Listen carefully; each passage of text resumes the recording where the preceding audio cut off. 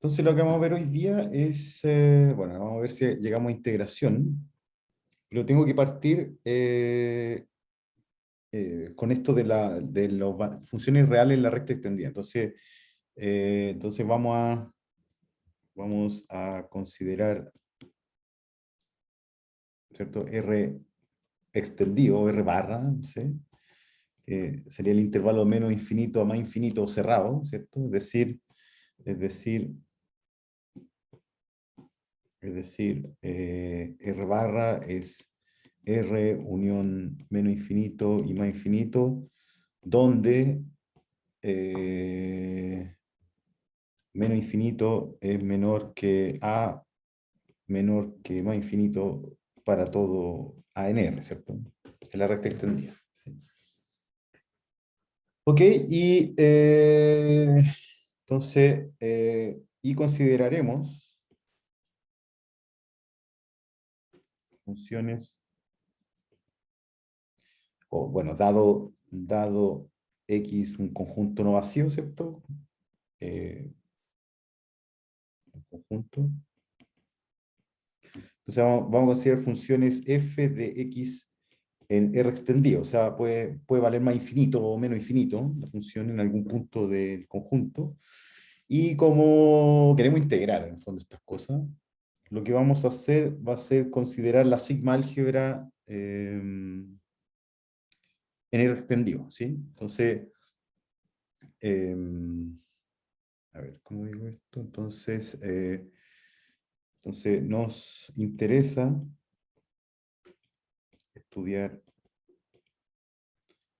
la medibilidad de este tipo de funciones. Y para eso vamos a tener que dotar de una... chuta. Ah, espérenme un poquito. Claro, y para ello necesitamos una sigma álgebra en R extendido, ¿cierto? Ya, esa sigma álgebra, ¿sí? La sigma álgebra BR extendido, ¿sí? Va a ser el boreliano en R extendido, van a ser los conjuntos E en R extendido, tales que su restricción a R pertenece a los bolerianos de R. Eso es todo. ¿Okay? Entonces, claro, lo que dice Folland ahí, ¿sí? Entonces, hay, digámoslo así, hay dos caracterizaciones. Hay dos caracterizaciones para esta sigma álgebra. La primera de ellas, que a mí me parece interesante, yo garabateé un poco la demostración, es que esta sigma álgebra que está aquí, esta sigma álgebra que está aquí, coincide con la sigma álgebra de los borelianos generada por la métrica extendida. Entonces si ρ de x, y es arco tangente menos arco tangente de x menos arco tangente de y para x, y en R barra, ¿sí? O sea, yo sé cuál es la distancia entre, con esta métrica, yo sé cuál es la distancia entre menos infinito e infinito, ¿no? Entonces esa distancia es pi, ¿no? ¿Cierto? Que arco tangente, una cosa así, ¿cierto? Este es arco tangente aquí. Es arc tan. Este es pi medios, o más pi medio, este menos pi medio, ¿no?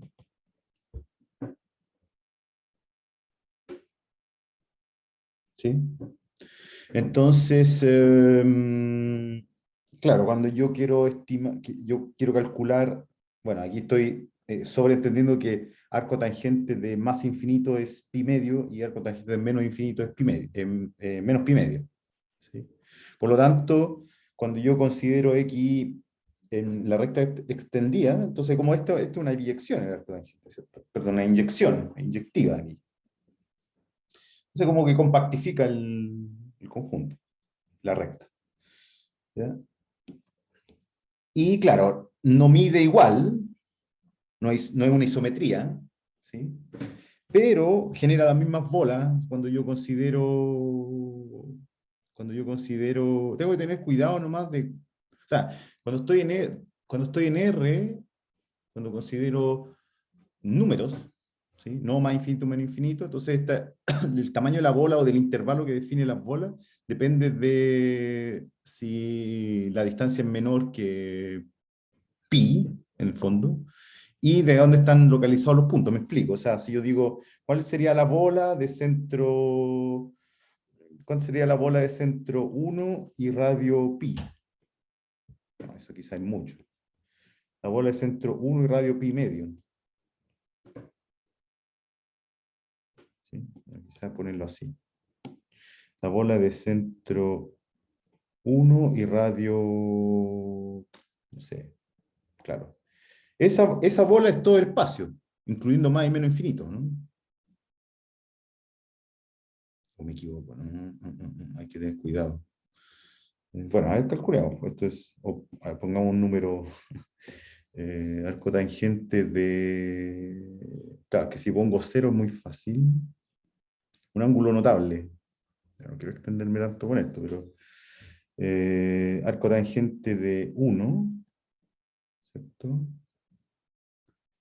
Eh, a ver, juguemos un poco.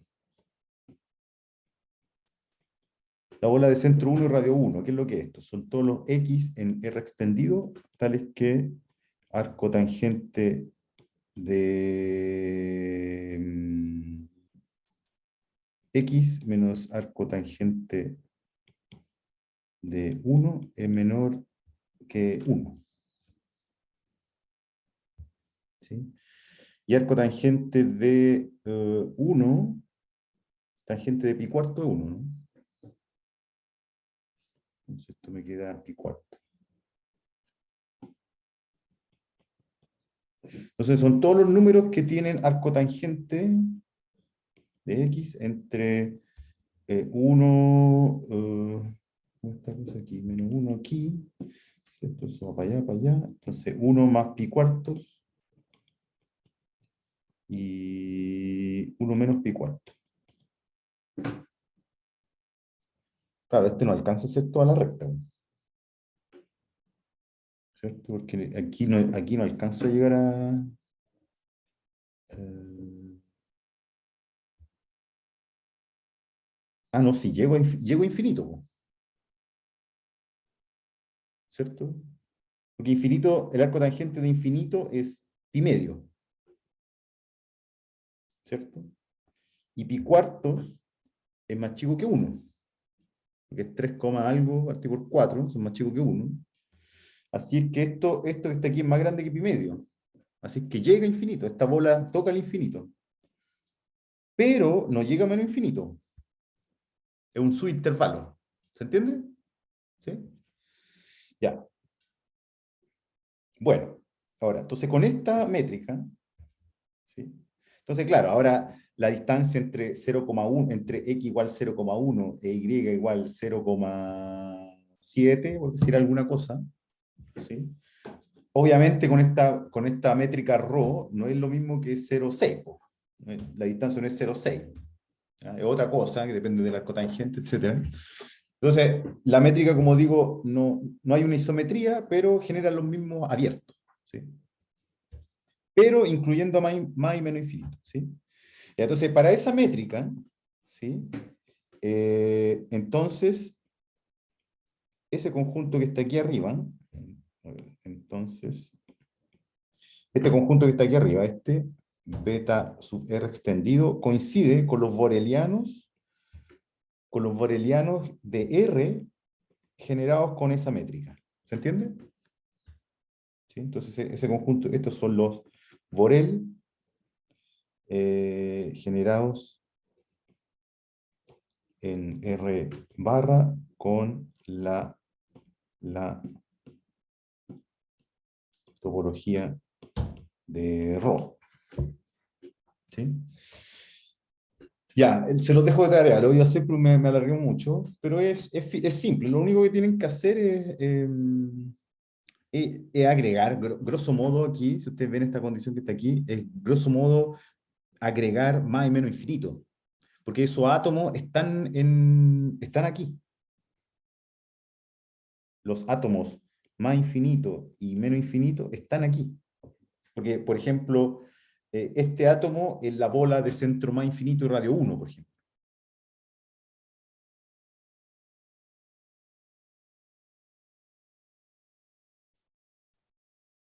No.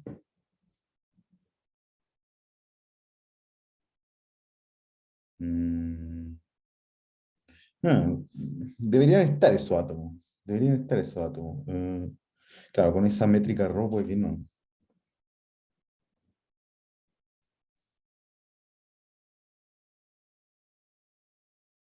O sea, es que ese gallo es cerrado. Los átomos son cerrados.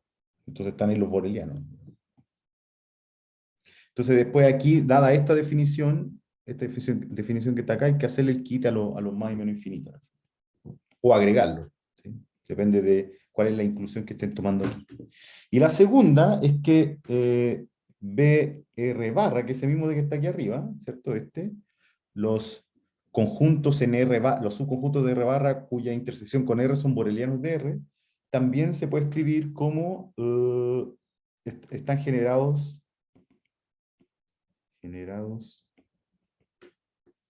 por los intervalos de la forma eh, menos infinito, A con A en R, o A, más infinito con A en R. ¿Se acuerdan que no lo demostramos, pero ahí mencionamos de que los borelianos en R están generados por los semi-intervalos, ¿cierto? Bueno, aquí es lo mismo considerando los semi-intervalos cerrados en infinito y en menos infinito. ¿Ok? Ya, entonces se lo dejo a ustedes esto, ¿ok? Está aquí. Ya, y en lo que sigue, que lo menciona Follan al principio y también lo menciona Tao en su libro, lo que sigue adoptaremos la convención que cero por más o menos infinito es cero. O sea, el cero es más poderoso que todo. ¿Ya? Pero, pero hay que tener cuidado, como siempre, con la expresión más infinito, menos más infinito, etcétera, ¿cierto? Más infinito, más, menos infinito, como así mejor. ¿Ya? Eso no está definido, eso no. ¿Ya? Y entonces diremos que f de x, m de A, esta m me causa conflicto, ¿no? Voy a ponerla así nomás, ¿no? M recta, ¿sí? Y en R extendido, con los borelianos de R extendido, que ya vimos tres caracterizaciones, ¿cierto? Diremos que es medible, eh, bueno, la definición usual, ¿cierto? Si f la menos 1 de un E está en M, si E está en los borelianos de R extendido, ¿ok?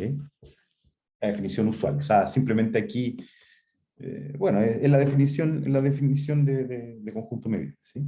Entonces, algunas propiedades, ¿ya? Entonces, digamos así, álgebra de funciones medibles en la recta extendida, ¿sí? Entonces, si f y g son funciones de x en R extendido, ¿sí? Entonces, f por g de x en R barra es medible. Bueno, estas son medibles. Esta es medible. Sin más preámbulo. directo, dada la convención esta de que, dada la convención anterior mencionada, ¿cierto? Que 0 por infinito o menos infinito es 0. Entonces este es medible y como lo dice Folland, que lo deja como ejercicio ahí, es que para f más g hay que tener cuidado. Para f más g hay que tener cuidado, porque f puede ser más infinito en un punto y g puede ser menos infinito en un punto y eso no tiene sentido. ¿Cierto?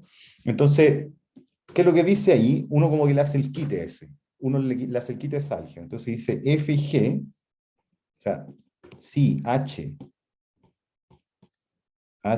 de x en R extendido se define como h de x igual a, bueno, dado a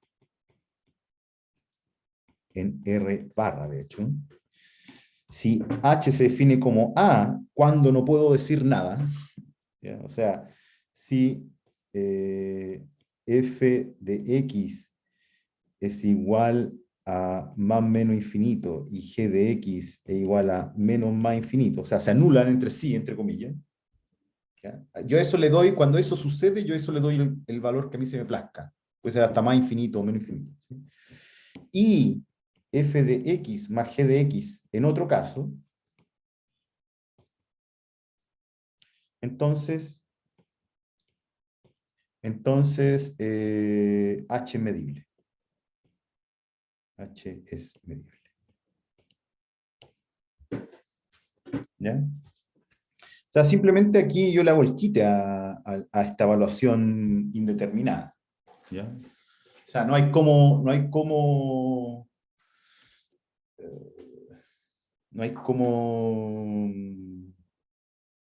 hacer el quite a esa indefinición. ¿Sí?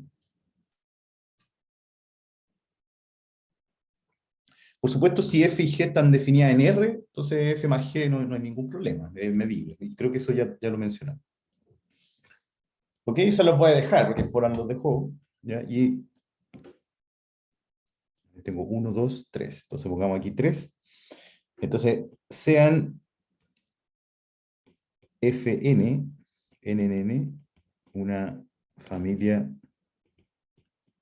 de funciones de X en R extendido, medibles. ¿Sí? Entonces, los procesos límites sí no son tan quisquillosos. Entonces, G1 de X, aquí estoy siguiendo exactamente Folland, que es el supremo de los NNN, de los Fn de X, G2 de X igual ínfimo de los NNN de los Fn de X, G3 de X lim lim sub de los, cuando n tiene infinito, de Fn de X, y G4 de X igual lim inf,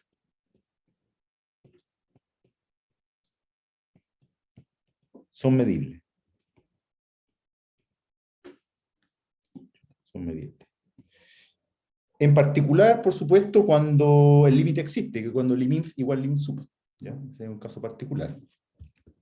¿Sí? Ya. Sí, creo que alcanzo. Entonces veamos la demostración de esta.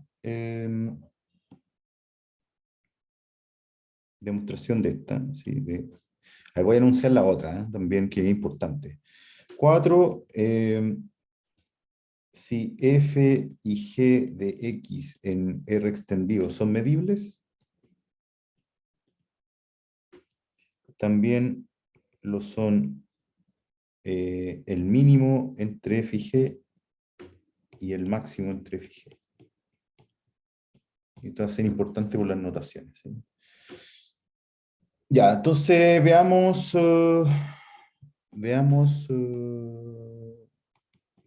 3.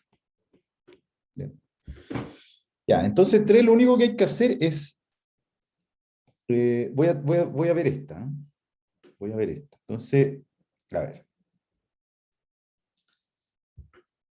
Yo quiero, ya, entonces, sea E en los borelianos de R extendido.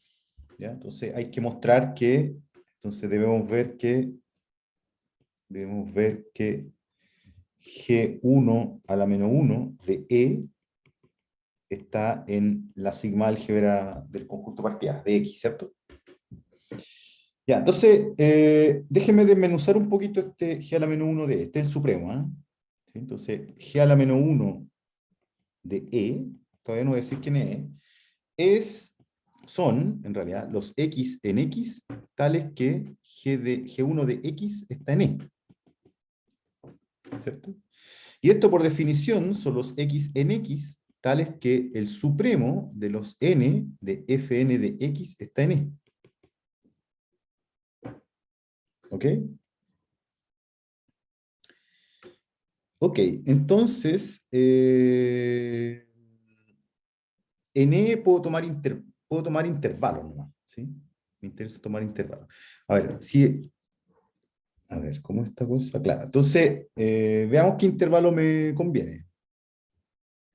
Entonces voy a tomar, digamos así, intervalo A más infinito, así.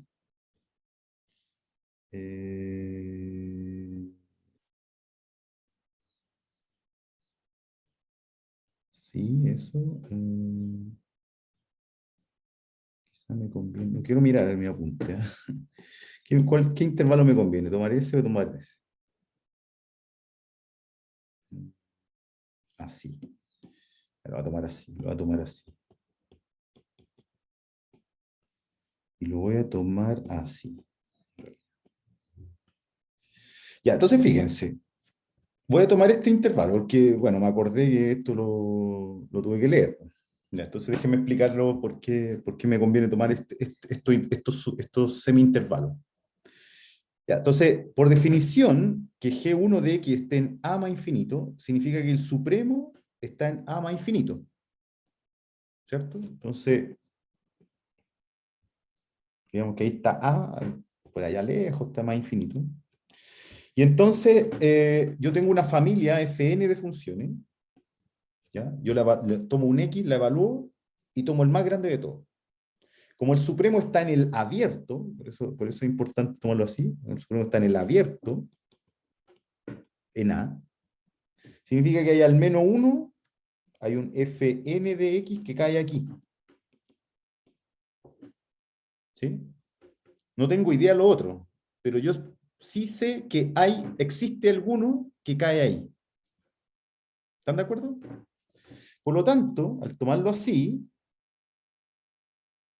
en realidad da lo mismo, por supuesto, ¿eh? Después vamos a ver que da lo mismo cuál tomar. Entonces aquí, esto es exactamente lo mismo que los X en X, tal que existe un N en N, tal que Fn de X está en A más infinito. Y aquí, bueno, aquí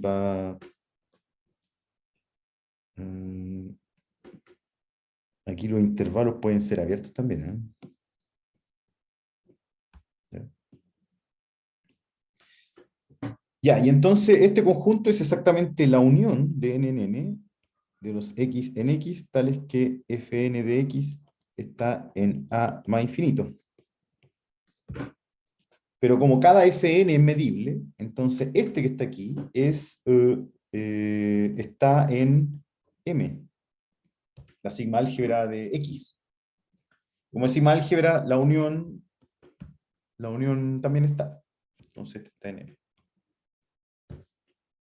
¿Está bien? Entonces ahora, claro, ahora que lo pienso, yo decía, ya, pero ¿cómo no me va a salir con el otro lado, digamos? Decir, de menos infinito a A. ¿Ahí qué hubiese pasado si lo hubiese puesto así? ¿Qué significa que el supremo de todos esté aquí? Significa el más grande de todos está por debajo de A. Entonces todos están debajo de A. Entonces en vez de unión, que intersección y punto. Y gané igual. ¿Sí? Por supuesto, porque es la misma sigma álgebra. ¿Sí? Así que lo vamos a dejar así como Folan. Por lo tanto, G1 es medible. Es M beta R barra medible. ¿Ya? Y para inf es análogo. y para lim sub, cuando n tiende a infinito, de fn de x, tengo que recordar que lim sub es lo mismo que límite cuando n tiende a infinito del supremo de los k mayor o igual que n de los fk de x, ¿cierto? Eso por definición del lim sub. Pero esa forma de ver el lim sub también se puede ver así, porque fíjense que esta cosa que está aquí, esto es análisis real, ese supremo es decreciente en n, ¿cierto? Porque voy achicando el conjunto de Ks, no de cast, de Ks. Conjunto de Ks donde estoy tomando el supremo, ¿ok? Entonces, si achico el conjunto donde veo el supremo, ¿sí? A medida que voy achicando, puede que justo voté donde está el supremo antes. ¿Se entiende, no? ¿Sí? Entonces tengo un conjunto de valores aquí, ¿cierto? Esto con K, después K más 1, después K más 2, etc. Puede que cuando pase de K a K más 1, cuando disminuya, puede que mate justo el supremo. Entonces, decreciente. Entonces, este supremo en K es decreciente, y por lo tanto, este límite coincide con el ínfimo de los n en n, de los supremos, de los K mayor o igual que n, de los fk de x. ¿Cierto? Pero ya vimos que supremo de conjunto es medible. Supremo de función es medible. ¿Cierto? Y como supremo de función es medible, si esto yo le llamo h sub n de x, que es una función medible, caigo en el caso del ínfimo. Entonces, es básicamente usar dos veces la propiedad anterior. Entonces, por lo anterior, se concluye la medibilidad. Y para el LINIF lo mismo, ¿sí? ¿Ok? ¿Preguntas?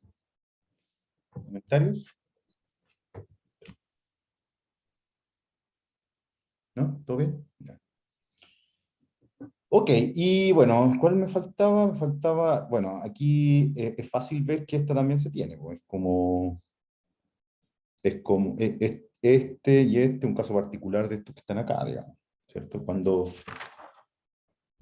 tomo infinitas copias del mismo, en el fondo, ¿no? ¿Sí? O sea, este caso del mínimo entre f y g es tomar el mínimo entre el ínfimo, digamos así, aquí, con fn 1 igual a f y el resto todo igual a g. No sé, por decir alguna cosa. Es fácil. ¿Preguntas?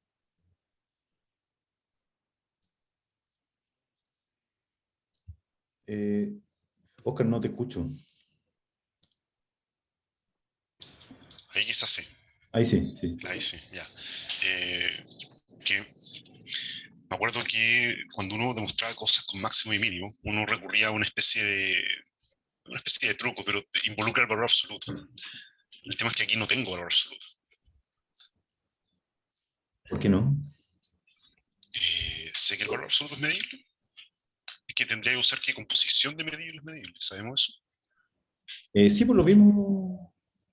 Fue la, Entonces, fue la, fue la propiedad 2. ya, entonces puede salir con ese truco, que uno lo puede escribir como, a ver, ya no me acuerdo, es el valor absoluto de f más g menos f menos Sí, g sí. medio, una cuestión así.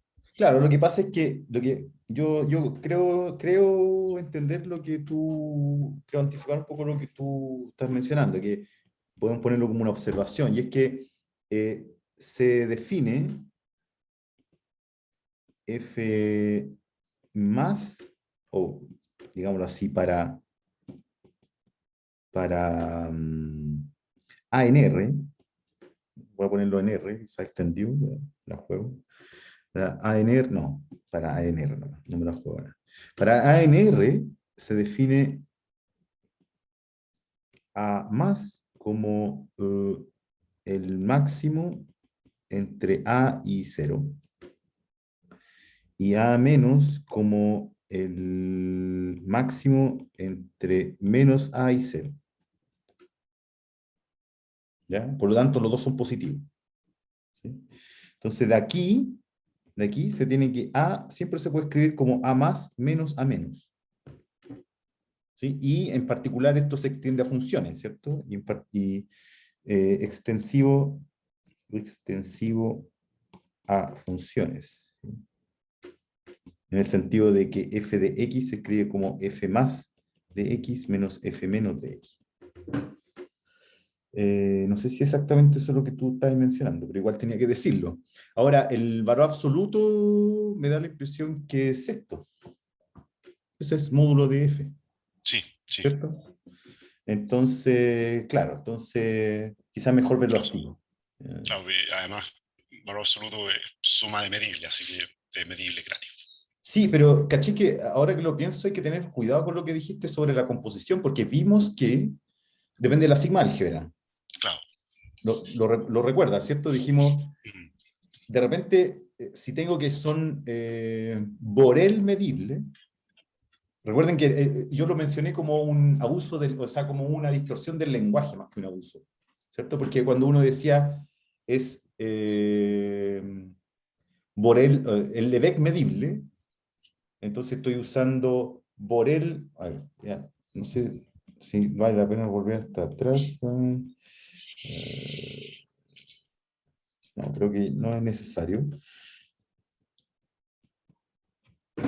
Claro, yo decía F de, no sé, RNR, G de RNR. ¿Ya? Entonces, si aquí tomaba Lebesgue, y aquí tomaba Borel, y aquí tomaba Lebesgue, y aquí tomaba Borel, entonces la composición puede que no me quede medible. Claro, Y lo que dice ahí, lo que dice Folland, incluso si una de las dos es continua, que es un poco lo que tú querías usar.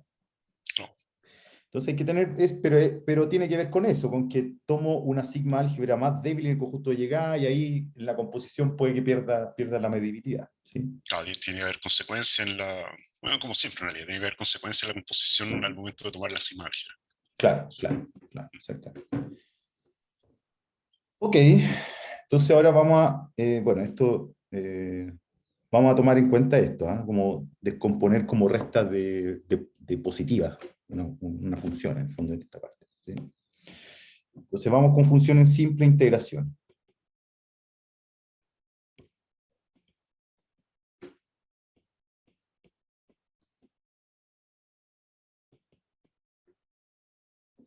Ya, entonces vamos a decir que, bueno, denotamos como chi de E la indicatriz, ¿cierto? De E subconjunto de X, ¿cierto? En el sentido de que chi de E de X vale 1 si X está en E y 0 si X no está en E. ¿Sí? Ok, y entonces una función simple, bueno, ahí se tiene que, esta función, ¿cierto? Obviamente chi va de X en R, ¿sí? Es medible, chi sub E, es medible si solo si E es medible. ¿Cierto? Estoy considerando aquí en X una sigma álgebra E, ¿sí? Entonces una función simple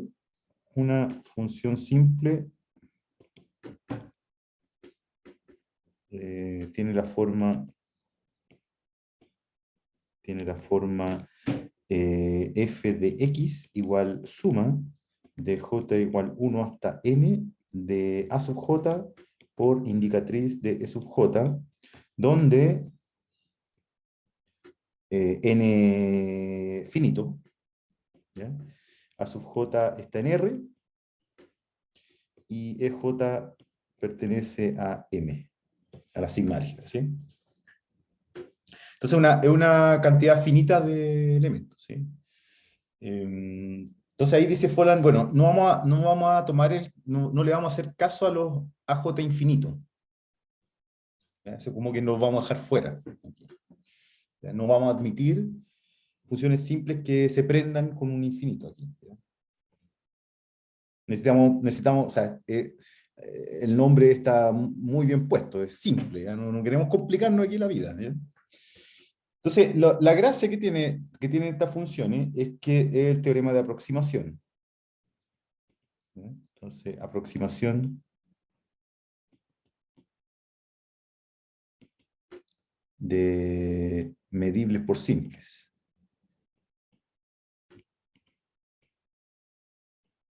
¿Ya? Y es que si f de x, m, pongámoslo así, en R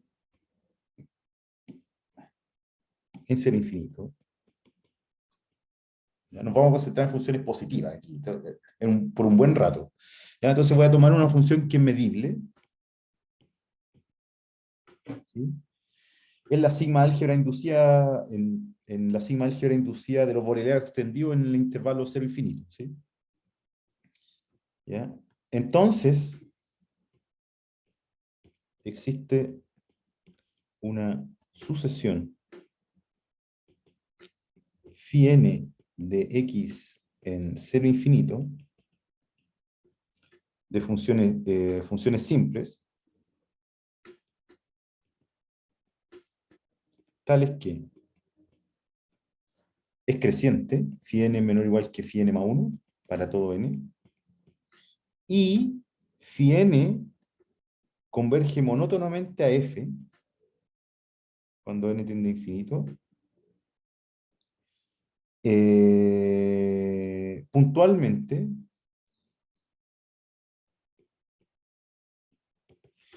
y uniformemente en conjuntos donde f es finita.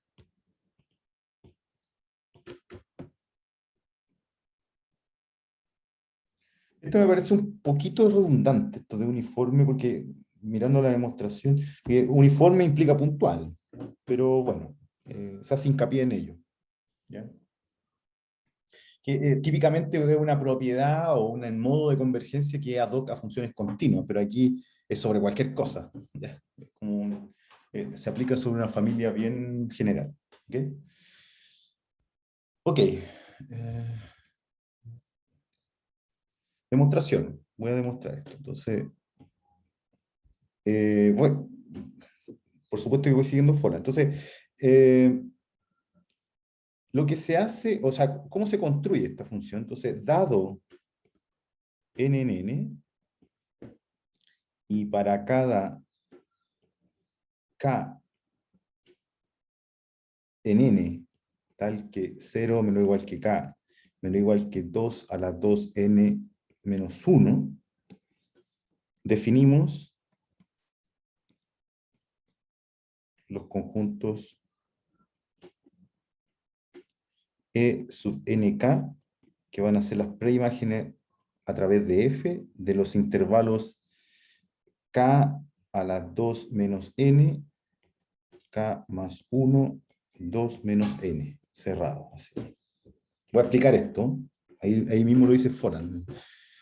Se ve feo, pero no es tan feo. ¿Ya? Y con ello vamos a considerar... Ah, antes de eso. A ver, voy a explicar antes de definir esto. Ya, entonces, yo tengo una función f, o sea, la función f, voy a partir con una función f decente, pero infinita en algún lugar. No sé, pongan f de x igual a 1 partido por x, en el intervalo 0, 1, por decir algo. Entonces, x es el intervalo 0, 1. ¿Ya? A ver, pongamos, compliquémonos un poquito, aquí que haga un salto, no sé, que haga eso. ¿Ya? Ya, entonces vale infinito en cero. Voy a pensar que esta función vale infinito en cero. Entonces, ¿qué es lo que hago? Digo, aquí voy a anotar el conjunto que me falta. Fíjense que aquí, ¿hasta dónde llega K? K llega hasta este. ¿Cuál es ese? Si yo reemplazo el último de los K ahí, me queda 2 por 2 a la n,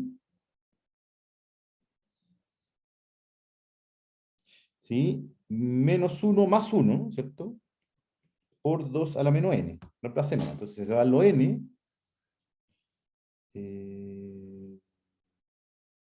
Ok. Este creo que es 2n, ¿no? Sí, creo que es 2 por n. Es 2n, sí. Sí. 2n. Y estos son intervalos diádicos. Diario. Sí, eso me acordé de ti cuando... Claro, entonces queda 2 a la n, que es gigante. Entonces por acá arriba está 2 a la n. ¿Cierto? Por acá arriba está 2 a la n. Entonces, para cada n, el que tienen que pensar que está congelado en este momento es n. ¿Ya? N lo congelé.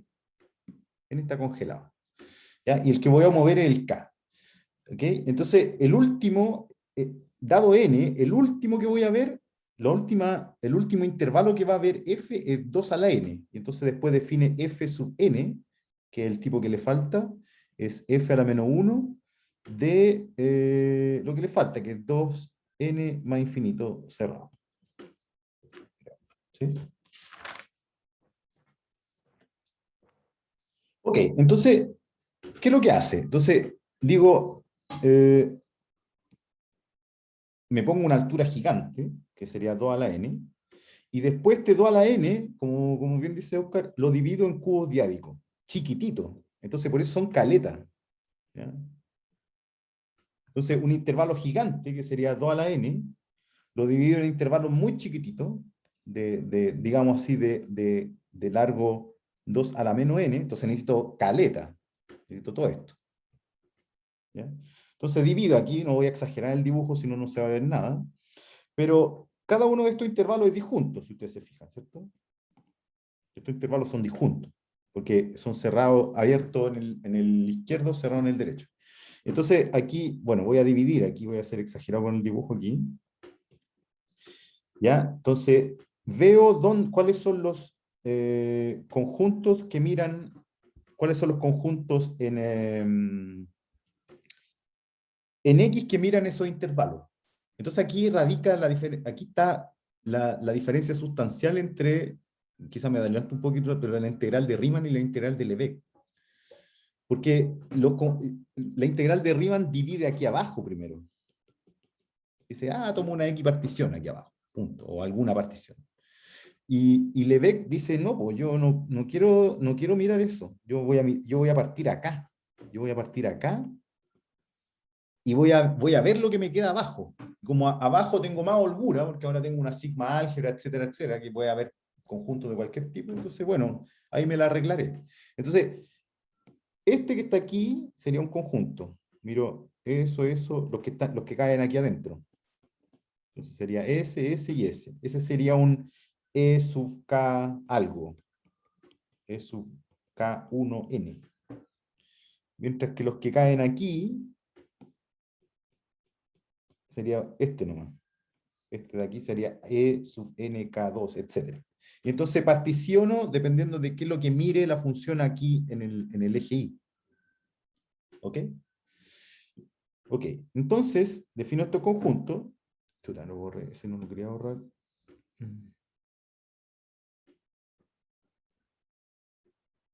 Pero en ese caso, entonces, este conjunto Fn al final termina siendo un conjunto de medida nula, ¿no? No necesariamente, porque esta función f puede ser, esta función f que está aquí, puede ser infinito en un conjunto de medida positiva. Ya, sí. Sí. Ya, sí, Entonces sí, sí. siempre te puede quedar ahí un espacio.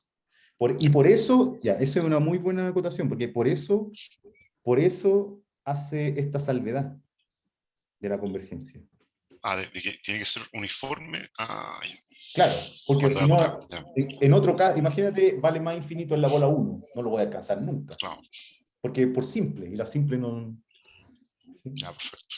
Pero ahí ya la cuestión se fue de las manos, si la f de medida... Ya, y entonces, ya, me voy a apurar un poco si no va a alcanzar, entonces defino esta simple, que sería la suma, todas las posibilidades en el fondo, suma hasta 2n menos 1 de k por 2 a la menos n, ojo, que toma el más chico de los valores que ve f en el intervalo, perdón, en el conjunto, indicatriz de e sub nk, ¿cierto? En x, ahí es donde se evalúa la x, más el conchito, que puede ser infinito, ¿cierto? De 2 a la n, ¿sí? Por indicatriz de fn en x. ¿cierto? Entonces, como si la función es acotada, como dice Oscar, si la función es acotada, este va a ser 0 a partir de un cierto n. Pero si no es acotada, no, puede que no, nunca. O sea, nunca se anule. ¿Sí? Ya, y entonces se tiene que phi sub n de x es menor o igual que phi sub n más 1 de x. Por supuesto que estas son simples. ¿Eh? Este es simple. ¿Sí? ¿Ya? Y se tiene eso. Veamos. El Folland dice que es directo, a mí me costó un poquito. Entonces, yo digo, bueno, pensemos que la F acotada. Después le dejo a ustedes pensar ahí el fin de semana qué pasa si la F no es acotada. Entonces, entonces, en efecto, uno dice sea X en X, ¿ya? Donde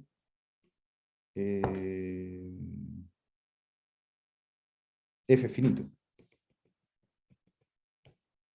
¿Ya? Entonces, en el dibujito, ¿cierto? Está 2 a la n aquí arriba, y aquí abajo está la función f. Estoy pensando que estoy mirando lo que sucede aquí abajo. ¿Ya? Entonces, ¿qué es lo que pasa? Dice, bueno, luego, para todo n es suficientemente grande, cosa de que esta evaluación quede por debajo de 2 a la n, ¿ya? Existe k entre 0 y 2 a la 2n menos 1, ¿sí? Tal que f de x está entre k 2 a la menos n y k más 1, 2 a la menos n. ¿Okay? Voy a cerrarlo aquí. Propiedad arquimediana. ¿Sí?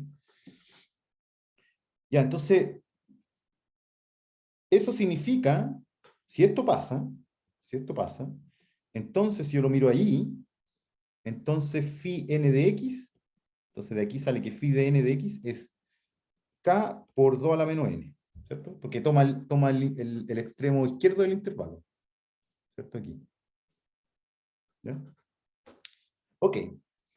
Ahora, ¿cuál es el truco aquí? El truco es el siguiente. Entonces, yo lo que hago aquí es decir, bueno, ahora esto implica que k por 2, esto es lo mismo que k por 2 a la menos n más 1, menor que f de x, menor o igual que 2k más 1, 2 por menos 2 a la menos n más 1, ¿cierto?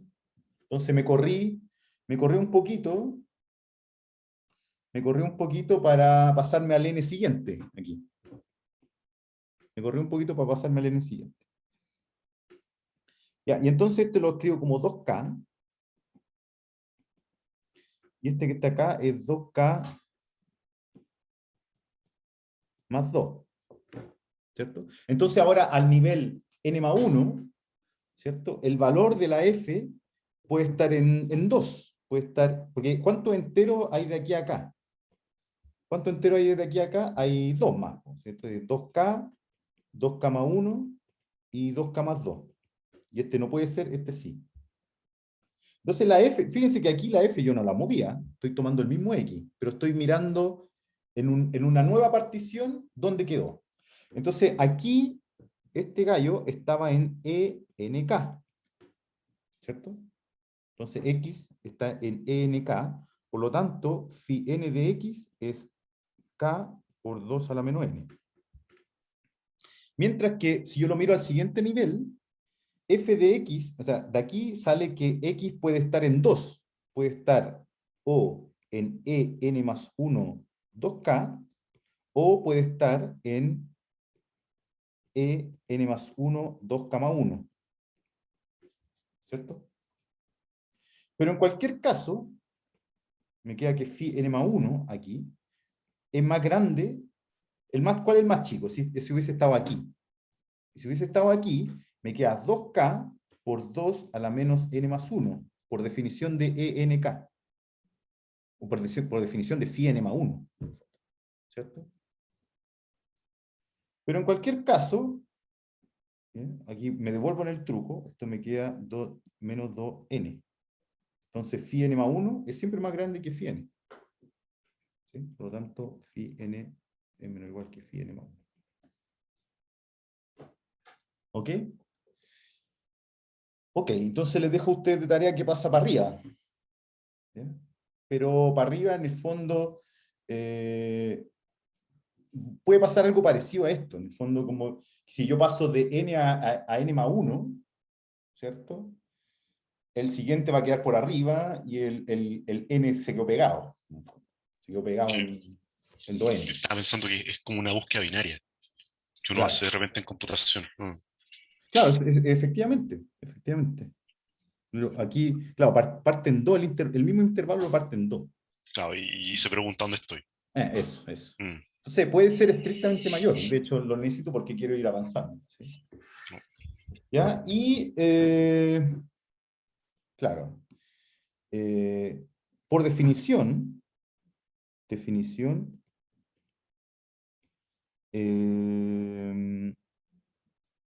n de x es menor o igual que f de x, ¿cierto? Para todo x, porque phi n toma el valor, el menor, el intervalo, el límite inferior del intervalo que define f. Entonces, más chico, f va a ser más grande que esto. Y en ese conjunto, cuando yo miro donde se prende la phi, cuando yo miro donde se prende la phi, la f puede ser a lo más gamma 1 por 2 a la menos n, ¿cierto? Entonces, tengo que es mayor, y bueno, y si x está en enk, entonces phi n de x es menor o igual que f de x, siempre, entonces esto es siempre, de hecho esto es siempre, y si x está en nk, entonces f de x es menor o igual que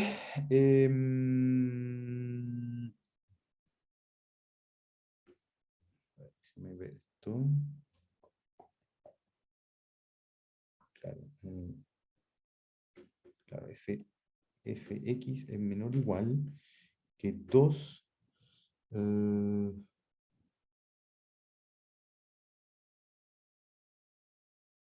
esto me conviene verlo así mejor, ¿eh? Entonces 0 menor o igual que f de x menos phi n de x. ¿Ya? Y entonces esto es menor o igual que el x está en un enk, ¿cierto? Para cada n.